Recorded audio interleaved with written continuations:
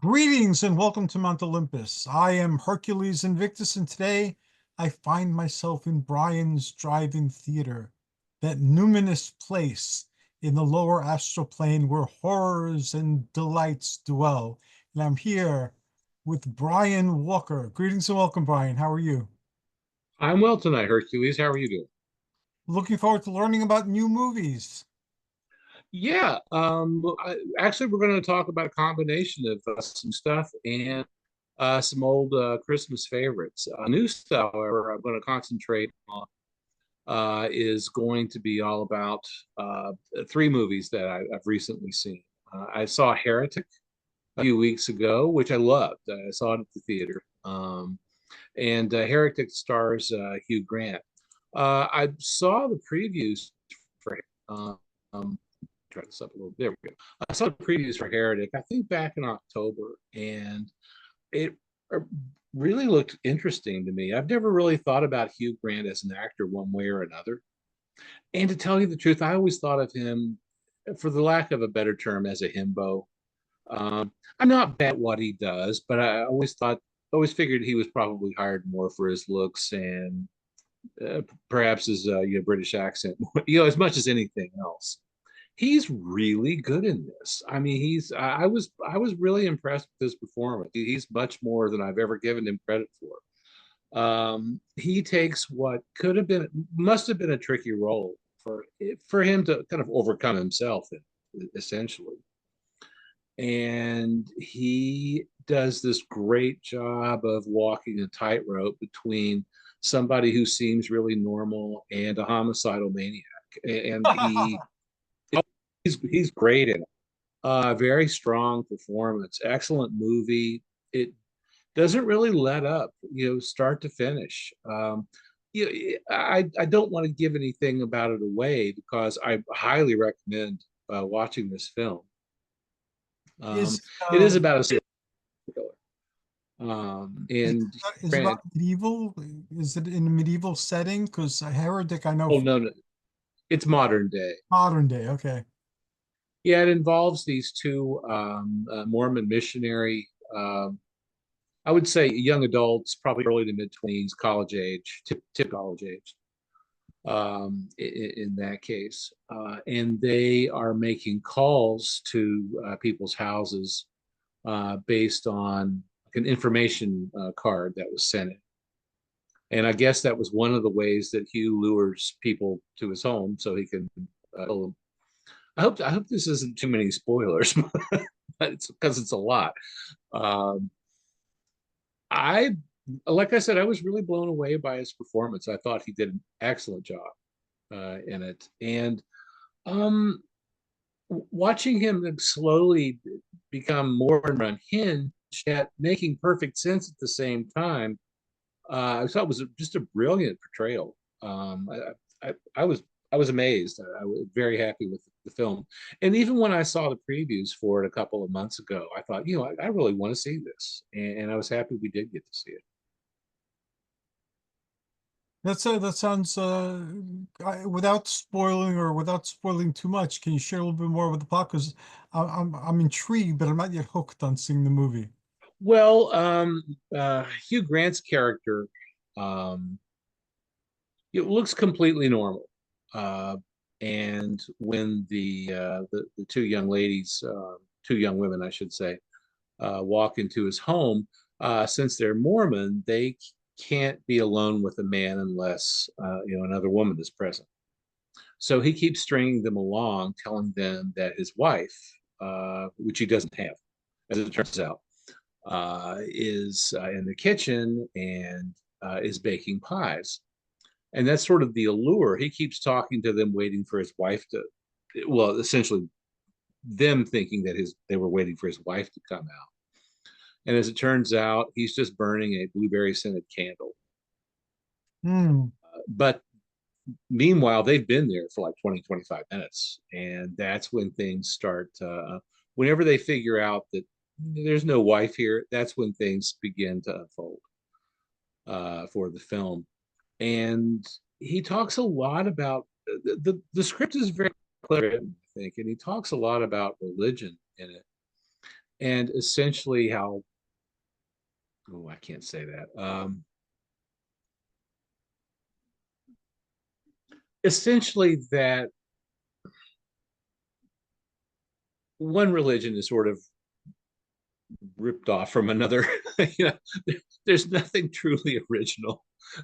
Everything is relative. He makes all of these rationalizations for his attitudes, but he's also making complete. He's a homicidal maniac, yes, but he's also making complete sense. I mean, I agree almost everything he said. So I don't know what that's if it says more about his character or me. Uh, but he's very charismatic. Well, and I do think that Hugh Grant himself is a very charismatic man. But the character is very charismatic. That's what makes why he was cast in the role, um, because he doesn't look like the part, but he sure did a great job throughout the movie of becoming, a serial killer. Does a great job at it. And as you find out, the two Mormon missionary girls are far from the first. they're they're among a long line of victims. Um, so he's been doing this for a while, and Seems he's gotten very good at his religious argument too, for what you're saying. he's gotten very good at this. Yes, he's quite a pro. But I there again, like I said, it's smartly written. I thought it was directed well, and the performances, and it's interesting too because you own they're essentially three actors, three characters. There are a few ancillary people here and there, but essentially 90% of the time it's just the three of them. And that can get kind of tedious in a film where you don't have enough of a break from these three characters, but there's a lot of intensity in the scenes, and as the movie begins to unfold, the suspense starts to build up, and you don't exactly know what Hugh Grant's character is going to do, and they don't know what the two Mormon females don't know what he's going to do either, and that's part of the suspense of it. But yeah, I highly recommend taking a look at it. Which streaming services do you use most often? Oh, I really am not good at that at all. I watch Tubi and Prime, Oh, okay, Prime. So you use probably Prime. but we have Disney Plus and we have Hulu and we have a bunch of other things too. But I just mess with basically Tubi and Prime. Well, increasingly, more and more often, we're finding stuff that recent movies that we want to watch on Paramount Plus Mm. and Hulu slash Disney Plus, whatever that package is.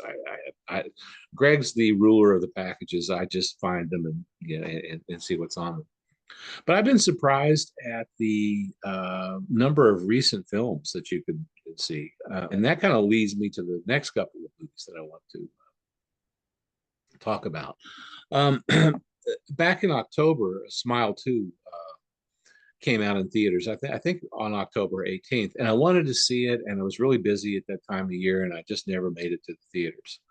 Well, we streamed it a few days ago. And so that's just maybe a little over 6 weeks after it debuted, maybe closer to 7 weeks. And I loved it. But before we watched Smile 2, since I knew it was going to be, I think it's on Disney Plus. Not 100% sure. It could be on Paramount. I can't remember which. I get all of them confused after a while. We've got Peacock, and we've got several others too, Shudder, and I it's all there, on the TV screen when I turn it on. But I can't remember where everything came from.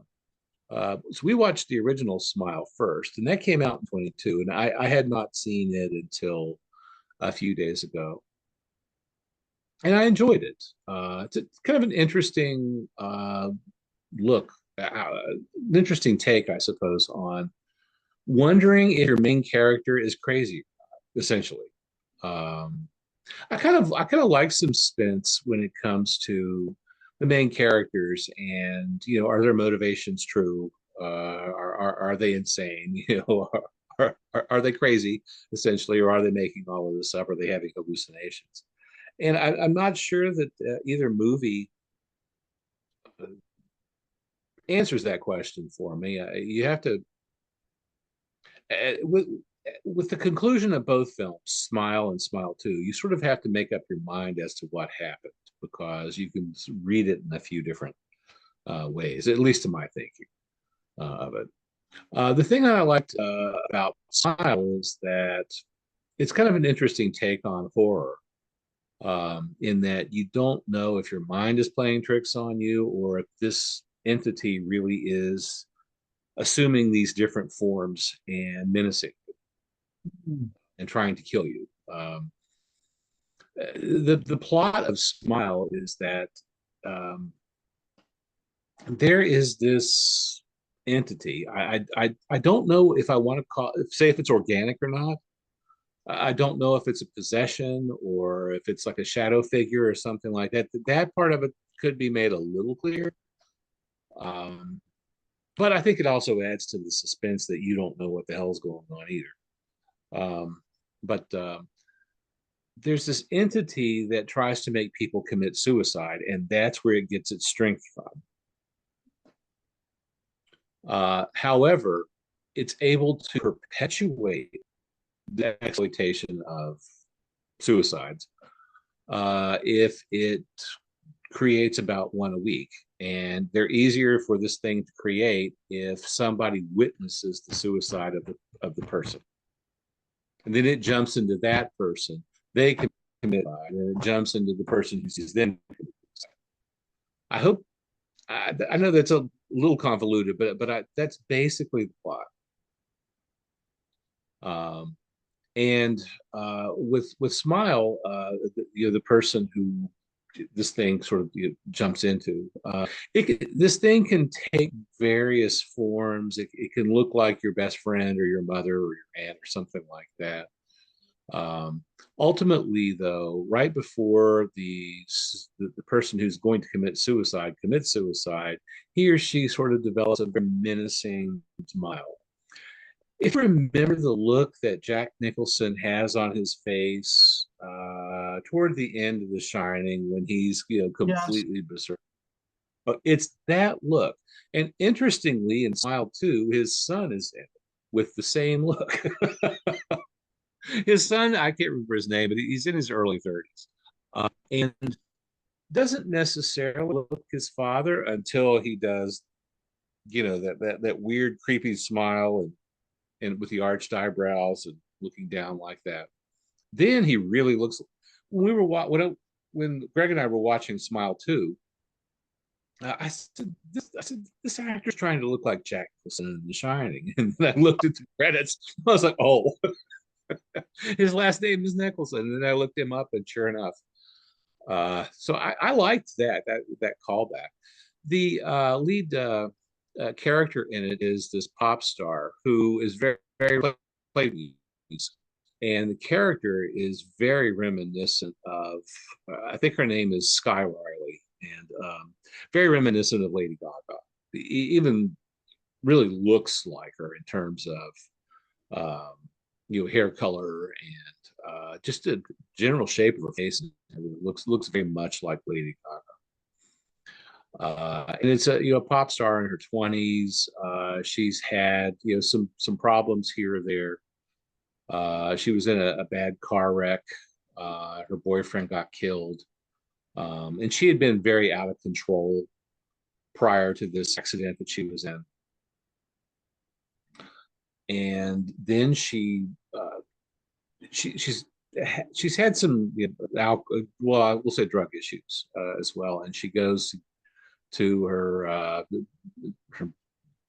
I don't want to call him a drug dealer, but he's probably he goes to his house to score whatever it is that she needs, painkiller wise, because she has a lot of scars on her body from the accident that killed her boyfriend.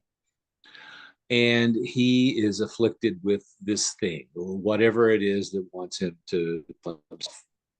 And he's also doing lines of coke about every 15, 20 seconds. So you don't know if he's really if he really has something, or if he's just like freaking out from doing drugs constantly. And apparently he's been doing drugs constantly because this thing has got him. So he develops Smile. And this pop star, Sky Riley, witnesses him dying, and then this thing jumps into her. I think So, now on YouTube we're supposed to say unaliving instead of the words that we were using before. I saw a video somewhere that they have that in the rules now. So but anyway, um, most of the film is about her wrestling with all this, and she and the audience can't necessarily believe what they're seeing, because you don't know if it's an actual person or this thing that is trying to kill, Naomi Scott. So it really keeps you guessing, and it does add to the suspense. And the ending of both Smile and Smile 2 are ambiguous enough so that you can read into it whatever you want. Um, I will say that the ending, particularly of Smile 2, left me with more questions than anything that it ever answered. Still, though, I really liked it. To tell you the truth, I usually like it real more than the sequel, and in this case, I actually preferred the sequel. really, Yeah, when that's odd for me. But to tell you the truth, I think the sequel is just a better film. I think it's made better, and not to take anything away from the first Smile. I mean, it's made competent, but I think this film's more engaging. The first two scenes are mind blowing. I mean, they just it just picks up immediately and sucks you in for like the first 10 or 15 minutes. I mean, you're just hooked. It's impossible to turn it off. And I think that's maybe why I liked the sequel better than the original. Uh, just there's those two back-to-back scenes are just amazing. They really make the film for me, to tell you the truth. They're the best part of the film, and I well, think it's smart to put it up front. I mean, yeah, it is a bit of a letdown, into the middle of the movie, and you're God, nothing incredible has happened. Even though that's not to say that the movie drags or anything. In fact, I thought it was fairly tight. so we can assume that there'll be a Smile 3 then. I hope so, because I really liked it. I mean, I really liked the second film. I liked the first one too. That's not to take anything from it, but I enjoyed it. I'm looking forward to seeing Terrifier 3, and I keep needing to watch it, but I just haven't gotten around to it. And that was another example of where I liked the sequel better than the original. I saw Terrifier 2 and Terrifier, which are, I think I've talked about them before, but they're Yes, cheap movies that don't necessarily look cheap. They look pretty good on screen. But I love low budget filmmaking. me Uh, too. and to see that that is still alive and well and in theaters, which is really difficult to do. I, I really want to see the third one because they spent more money on it. The first two are ridiculously cheap. I think the first Terrifier film was made for $35,000, which is insane. I mean that's less than the price of a new car. That's crazy that you can make that somebody made a film on that kind of budget. The next one, I think he spent about $250,000 on, which is, I mean, a lot more money, but still peanuts.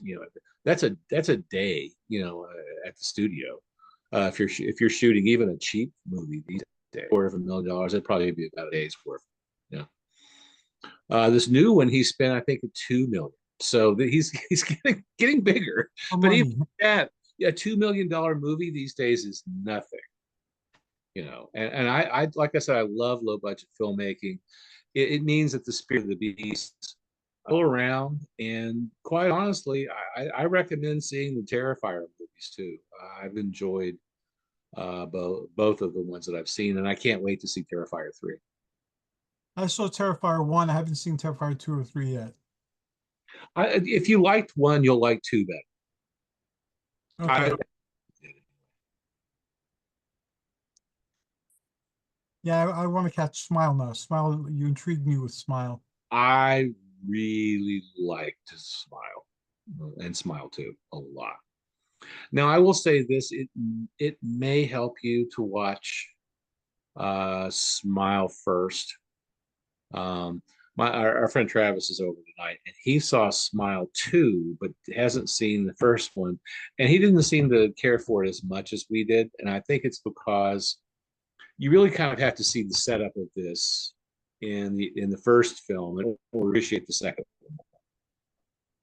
I'm watching the Conjuring series. It's the Conjuring films, the Annabelle films, the Nun films, and the Curse of La Llorona. They're all connected to each other in some way.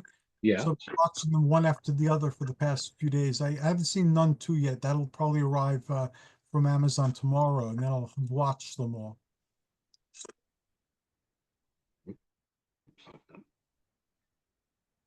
Excuse me. The video, I think we're having some problems with. Yeah, there's some jumps in between words sometimes. Mercury Yeah, retrograde. I'm trying to close things out so that I've got a little more bandwidth here. I'm hoping that helps. Um, I've got the PC stripped down to right now to the point where it's just you and me. So it should work a little better, I hope.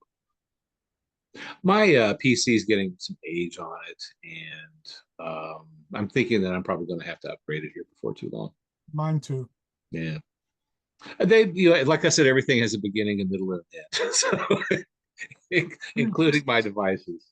Um, th those three movies, those three horror films that I talked about, I got to tell you, I've really enjoyed this fall getting out and seeing some new stuff. I haven't loved everything that I've watched. I hated Alien Romulus. What a piece of shit. That's a lousy movie. And I've got some younger friends who think that it's wonderful, and they haven't seen the original Alien film. The one from 1979 with Yaphet Kotto and Veronica Cartwright and Sigourney Weaver, Jones the orange tabby cat. They haven't seen that one, but the best parts of that movie are morphed into Alien, or I should say, stolen and shoved into Alien Romulus. And they thought it was brilliant. I'm like, I saw this 45 years ago, and it was done back then too. I think it looked better on screen as well. They In a show, but lost, I don't think it did. they lost me when they introduced the engineers, and then I became curious about the engineers. And they did a sequel where they kind of explained a little bit more, and then they dropped the whole mythology. So it's like, oh, screw Yeah. this, you know. I'm not gonna watch it anymore. Well, it's our Christmas. It's December. Christmas is 2 weeks from tomorrow. Wow.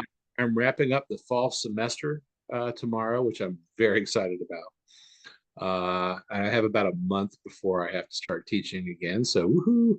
And what I'm going to do for the next couple of weeks is watch some old Christmas favorites, and I've got quite a few. As you can see, I've got my Santa Claus Conquers the Yes. Martians attire on tonight, which this is a new find.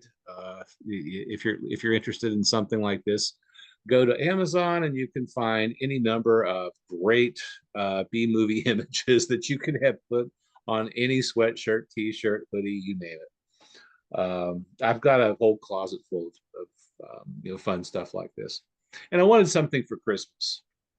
So I decided to send the image, the poster from Santa Claus Conquers the Martians, which I also have upstairs,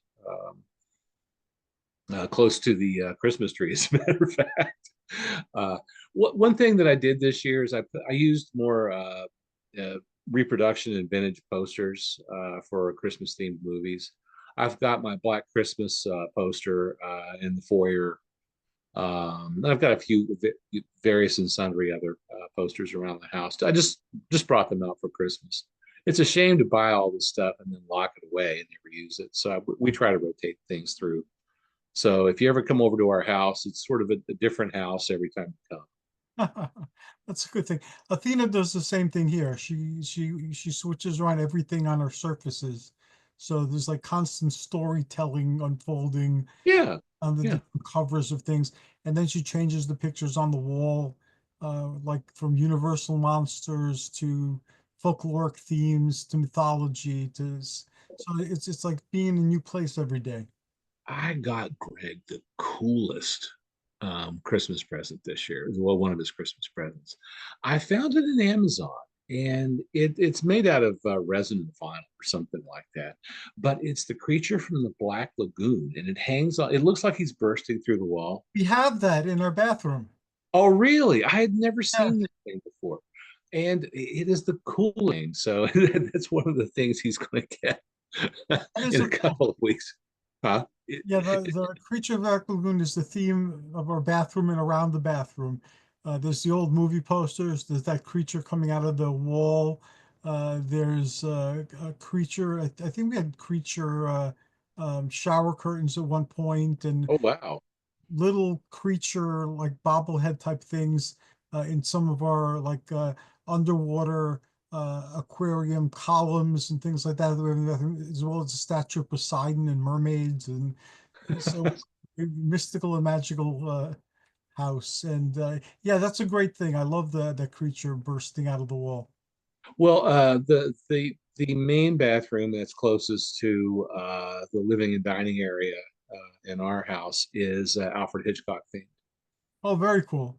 So we've got pictures of Hitchcock. We've got a poster of the birds. Years ago, Universal Studios in Florida had an Alfred Hitchcock exhibit, and it had the coolest gift shop where you could buy Bates Motel towels and things like that. So we've got some of that sprinkled, through the bathroom here and there. That we have, I think we have a Bates Motel ashtray, which that tells you how long ago, that attraction was to be able to buy an ashtray from. And we had a shower curtain. It was the Mad Mother shower curtain. It's just a silhouette of Anthony Perkins in drag, with a knife.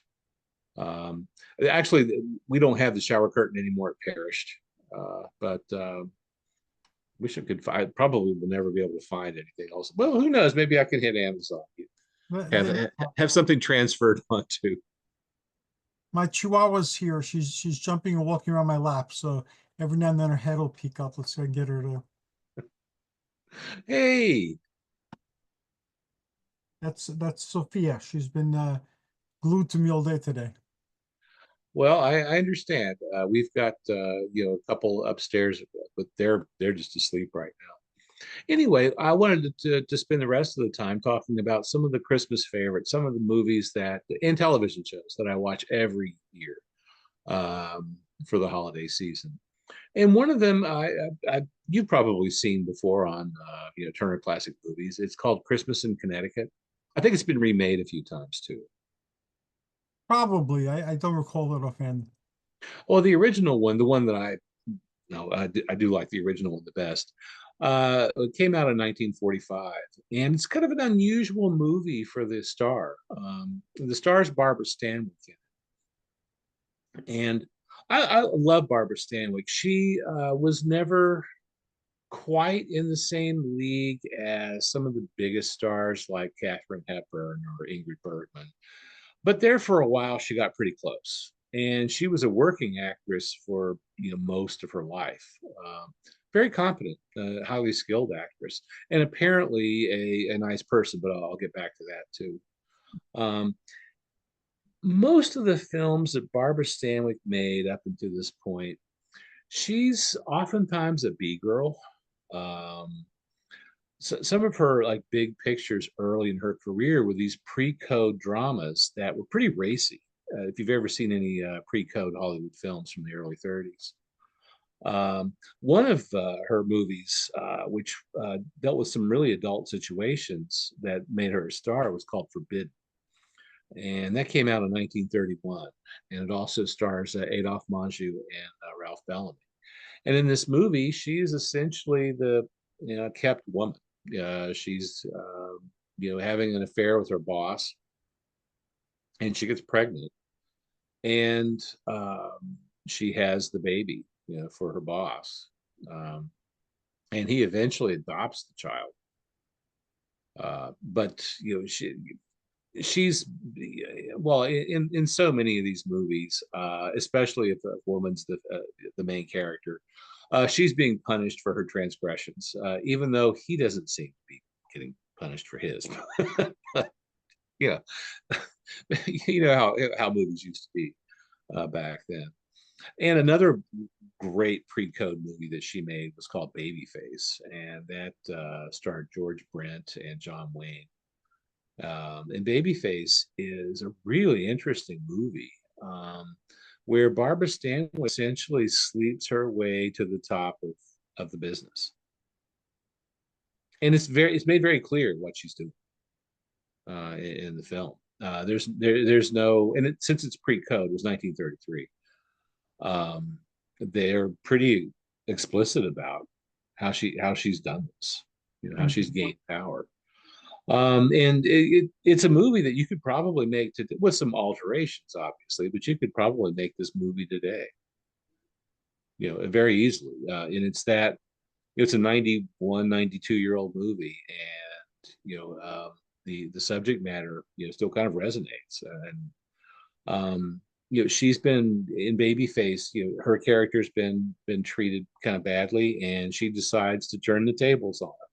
And I love. She's punished in the end because she's not doing what she's not at home giving birth and cooking meals, or like women were supposed to do. But until then, she has a great time. And it's a good movie. And when the pre-code films went away because of the Hays Code, she morphed into kind of a femme fatale in some film noir movies. A couple of those favorites of mine, of hers, I should say, are Double Indemnity, which is a fantastic film noir movie. She is maybe the archetypal femme fatale in that film, and she was an attractive woman, but not necessarily a beauty queen. And in Double Indemnity, for whatever reason, they put her in this very mid-40s styled wig that kind of self-consciously looked like a wig, if you know what I mean. And the first time I saw the film, I kept thinking, why is Barbara Stanwyck wearing this Party City wig? But I think I get it now. I think that they decided to put this wig on her to make her look cheap. Does that make any sense? That makes sense. Yeah. And it was a kind of a cheap looking wig, as a matter of fact. But she is fabulous in this movie. She co-stars with Fred MacMurray and just succeeds in ruining his whole life. she's excellent. She's so good. I cannot picture anybody doing that role any better or as well as she did. It's just fantastic. And she's in another one of my favorite noir films called The Strange Loves of Martha Ivers. And that's Van Heflin and Elizabeth Scott in one of her earliest films. And Elizabeth Scott and Barbara Stanwyck in The Strange Loves of Martha Ivers look a little bit alike too, in terms of style and such. I don't know if you've ever seen Elizabeth Scott movie, but she also favored Lauren Bacall quite a bit, and was sometimes used, in a Lauren Bacall type role. Not that the two were all that similar, but they could serve the same purpose as a femme fatale in a noir movie. Actually, I would probably pick Elizabeth Scott over Lauren Bacall as in noir. I thought she was really good at it and very, very watchable, very charismatic. But anyway, in Christmas in Connecticut, like I said, this is an odd role for Barbara Stanwyck. I don't know who turned the movie down first before she got to it, but this is kind of a light comedy. And the thing that impresses me about it is that she didn't do this kind of role very often at all, and she's spectacular. Um, I think she does a great job in it. In the film, which, like I said, is very lighthearted. Barbara Stanwyck is a columnist for a magazine, and very famous one. And she writes about domesticity, about her life on the farm and what she's cooking, um, recipes, things of that nature. But as it turns out, she's a city girl. She doesn't like rural life at all. She doesn't know how to cook. She's not married. She has no kids, and she lives a very modern, existence. And she's it seems to be paid fairly well because she has a very nice apartment. Uh, and her boss, who doesn't know that she's essentially a fraud, um, it's practically salivates over her column and wants her to prepare this Christmas feast for them. And she has no idea of how to do any. She has no idea how to host. She can't cook. Um, but she's kind of forced into this role um, by her boss, who's played by Sidney Greenstreet, who is wonderful in this as well. There again, not a man who did comedy films necessarily, although he could do it. But in this film, he's really delightful to watch, and it's a romantic comedy too, because Barbara Stanwyck falls in love with Dennis Morgan, who's a vet returning from the war. Um, it's a great movie to watch, and it's very heartwarming. Um, it's a domestic rom com though. There's nothing surprising in it, but just really cute. And there's some things about it that kind of surprised me for an 80-year-old movie. In uh, well, I mean, a lot of movies in the 40s would start out this way with a female character, but they take this worldly successful female character and then they marry her off and make her have kids. Essentially, that's the whole movie, kind of beginning to end. It's a shame they just wouldn't leave these people alone and let them keep climbing the corporate ladder. But it does show women in having being successful in business, and I guess that was for the time a step forward. Yeah, Yeah, I guess, but again, it's like you said, why can't they just leave people alone to pursue the lives that that they choose for themselves Exactly. instead of conforming with somebody else's acceptable social roles? But that was the Hayes Code too. I mean, it kind of drove a lot of that, and just the era as well. Vets were coming home from the war in the mid 1940s. Um, Women, in the early 40s were were the backbone of industry because they were having to turn out all of the ammunition and tanks and army vehicles and such. A lot of women were working on the manufacturing lines. They were, providing the machinery for war.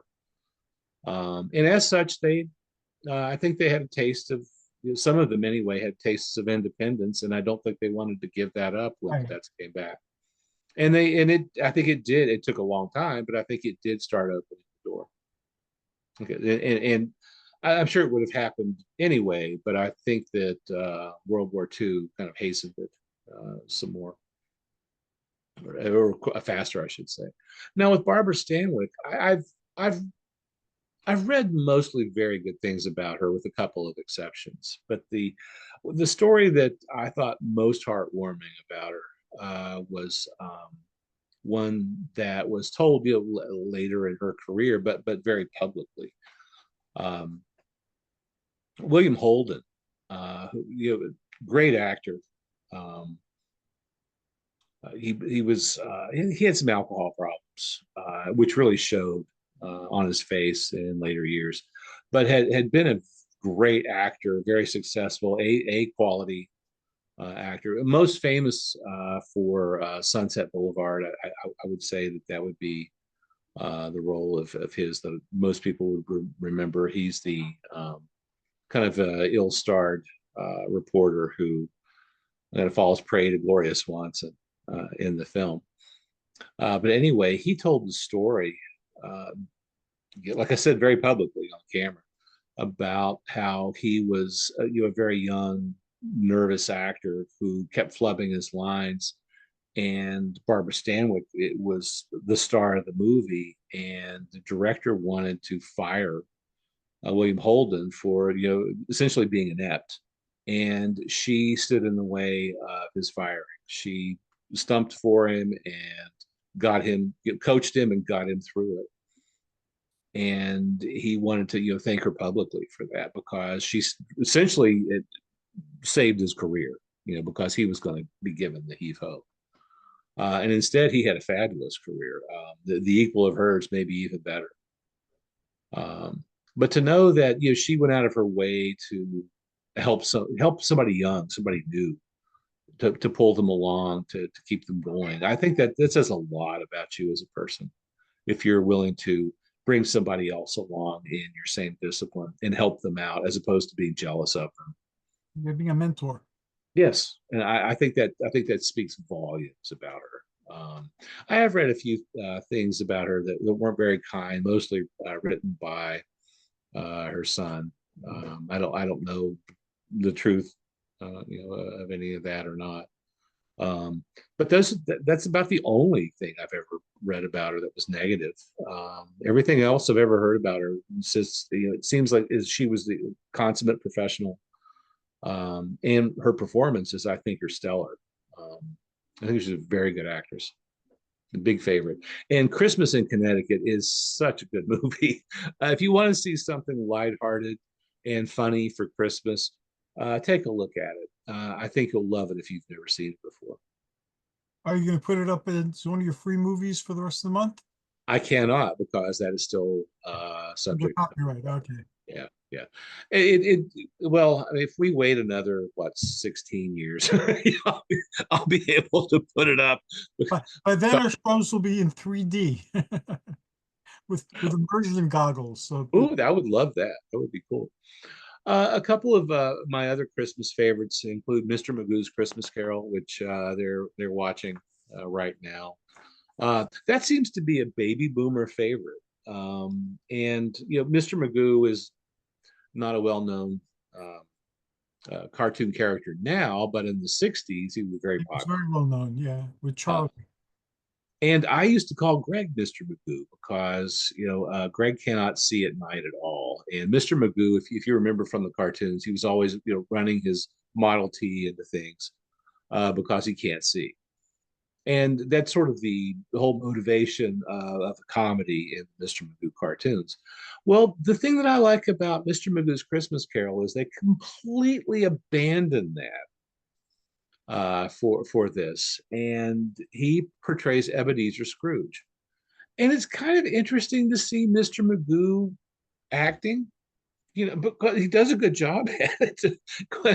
quite honestly, and obviously it's just Jim Baggins. But it's funny that they put him in a situation where he's acting, because this is a play that we're watching. That's the whole way the cartoon is framed, and it's close to an hour long, so it's close to movie length. The other voice actors in it are pretty impressive too. Jack Cassidy is one of the voice actors. It is a musical as well, so there's quite a bit of singing.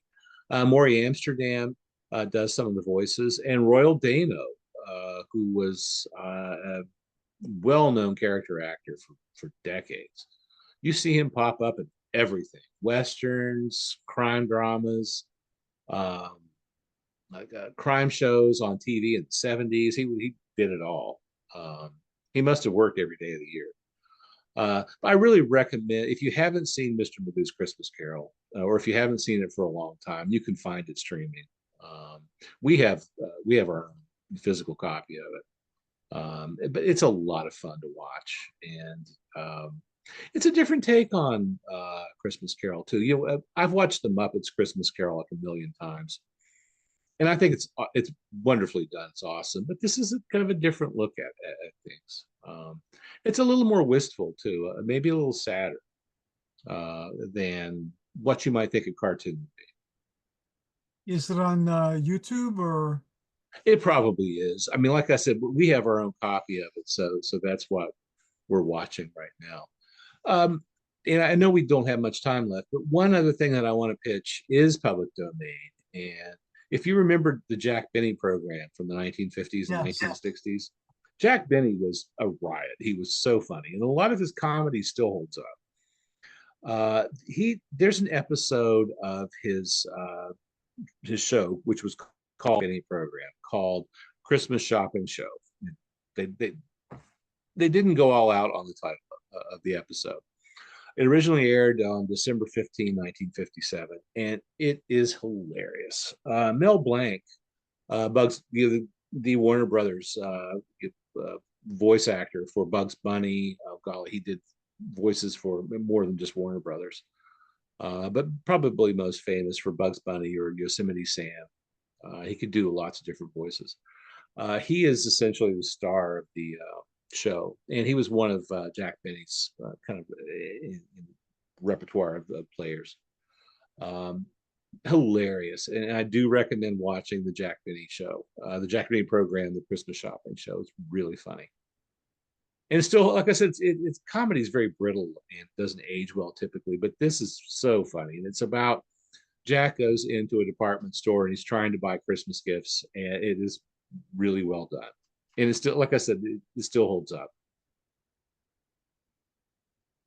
Wow, that's quite a lot you shared with us today. Smile intrigues me the most still, so I'm going to probably catch Smile and Smile 2, and then the um, the second movie in that trilogy. What is it called? Terrifier 2. Terrifier. Yeah, I'm going to try to catch that. I've seen that posted on one of those stations that we have that I can't seem to remember. But they had Terrifier. It might be on Prime. It might be on Tubi. I don't know. I can't remember which streaming service it was. I get all those confused anyway.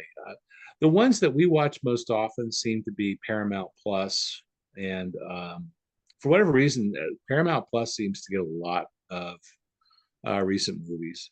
I guess Paramount's making them. Peacock has been kind of a disappointment.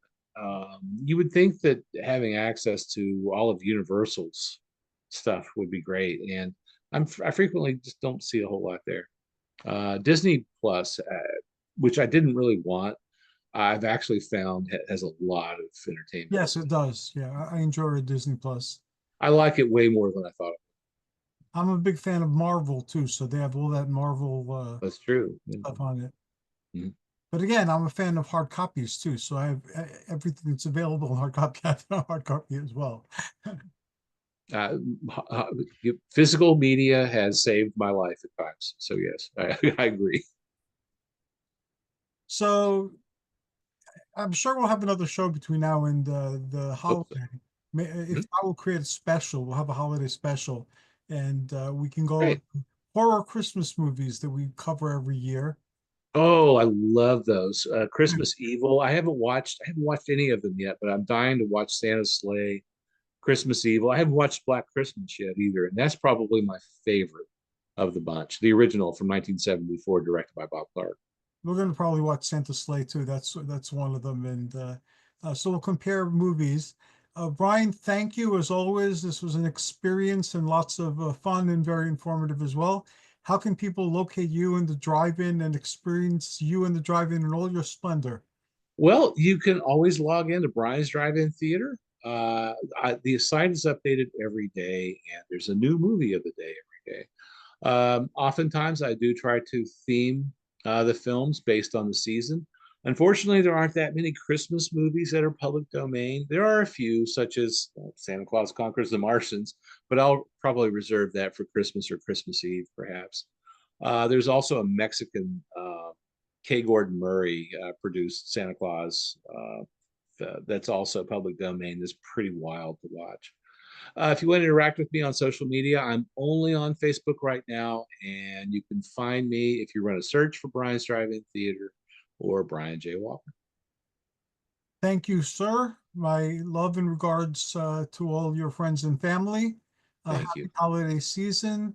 May it not get too wet or too cold where you currently are. And I look forward to our next conversation. Take care, Hercules. You too. Take care, my friend.